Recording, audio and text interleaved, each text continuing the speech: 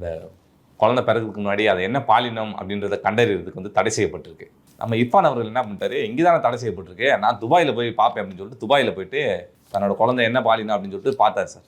அதற்கு சுகாதாரத்துறை அப்போ விசாரணை நடத்துகிறாங்க. விசாரணை நடத்திட்டு பார்ப்பது குற்றம் அல்ல, பார்த்துட்டு நீயே வச்சுக்கோ, புரியுதா? உங்கள் குழந்த உன் இஷ்டம், எனக்கு தெரிஞ்சுக்கணும், தலை வெடிக்குது அப்படின்னு துபாய்க்கு போய் பார்த்துட்டு வச்சுக்கோ. அதையும் வீடியோ போட்டு துட்டு சம்பாதிக்கணுமா உனக்கு?